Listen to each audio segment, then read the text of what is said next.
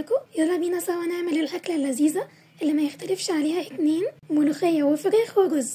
هيجي ناس بقى تقولي رز يا كيارة، هقول لكم ايوه عادي، وممكن بعيش وممكن رز بشعرية، كل ينفع يا جماعة. الأكل ملوش قاعدة ثابتة. أنا مثلا بعمل الملوخية بطريقة شيف مروة الشافعي، حين والدتي بتعملها بطريقة جميلة جدا، بتحط معاها بصل، بس أنا بستسهل عشان كسولة، وبنت خالي بتعملها بصلصة طماطم، وعايزة أقول لكم كل واحدة فيهم طعمها أحلى وأحلى.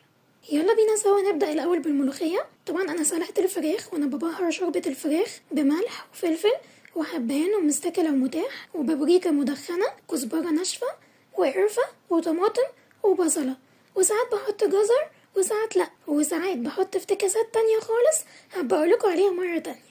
المهم أنا استخدمت مغرفة مش كبيرة، حجمها متوسط، وحطيت بيها 11 مرة من الشوربة. طيب أنا دلوقتي يا كيارة مش عارفة أظبط الملوخية ازاي وما عنديش نفس المغرفة بتاعتك. شوفوا يا حلوين، أول حاجة تعملوها زي ما أنا عملت كده، تحطوا الملوخية وتنزلوا بأول مغرفة، وتكون الشوربة سخنة، وتقلبوا حلوة قوي، ويستحسن تكون فكة من التجميد تماما طالما مش عارفة مقدار الشوربة. المهم تقلبيهم سوا، هتلاقي القوام تقيل جدا، فهتزودي مغرفة كمان وتقلبي حلوة جدا لغاية لما توصلوا للقوام اللي انتوا بتحبوه في الملوخية، وتدوقوا وتظبطوا الملح، وتحطوا معلقة كبيرة من السمنة البلدي. وانا هنا ما حطيتش توم كتير المرة دي علشان معدتنا كانت تعبانة، ففرمت 11 فص توم، واخدت الحبة اللي شفتهم دول نيين حطيته مع الملوخية، وحطيت اقل من نص معلقة اكل سكر، وجبت طاسة قديمة ماما لو عرفت اني استخدمتها هتعملني بطاطس محمرة، بس بصراحة انا ضيعت الجديدة ومش فاكرة حطيتها فين، وقلبت الدنيا عليها.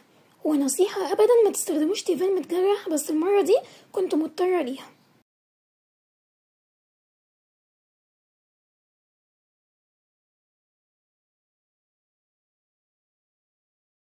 حطيت باقي التوم المفروم ونزلت بمعلقة كبيرة قوي من السمنة البلدي، وقلبتهم سوا لحد التوم ما اخد معايا لون ذهبي. فحطيت بعد كده معلقة صغيرة مليانة كزبرة ناشفة، ويادوب حرفيا ثواني معدودين بالظبط، وتشيلوهم من على النار علشان ما تعملش طعم وحش، وتسموا بالله بقى وتنزلوا بالطشة على الملوخية.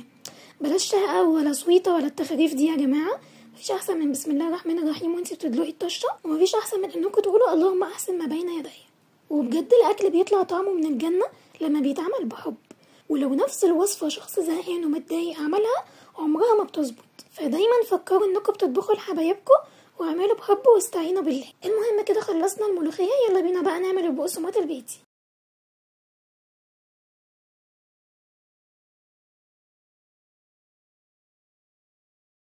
معايا طبق فيه بيضة وفرشة دهن سيليكون، وهحط شوية فلفل اسمر وملح مش كتير، انا رجعت حبة تاني من الملح اللي كنت بحطه، وحطيت شوية لبن برضو وضربتهم كلهم سوا مع بعض كويس قوي.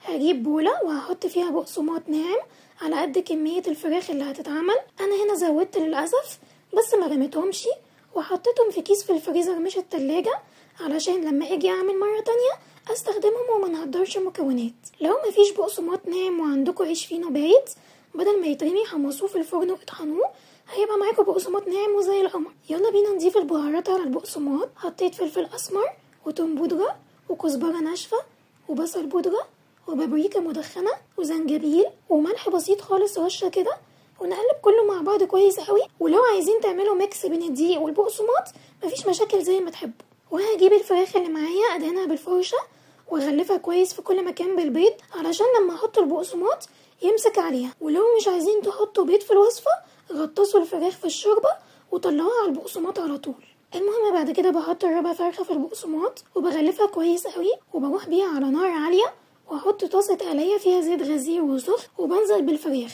تاخد لون من كل اتجاه. والعملية دي سريعة قوي لان الزيت بيبقى سخن والنار عالية، فما تسهوش علشان ما تتحرقش معاكم. وانا هنا كان عندي شوربة فراخ كتير، فعملت الرز بشوربة الفراخ بدل المية، وما حطيتش اي دهون، اكتفيت بالدهون اللي نزلت من الفراخ في الشوربة.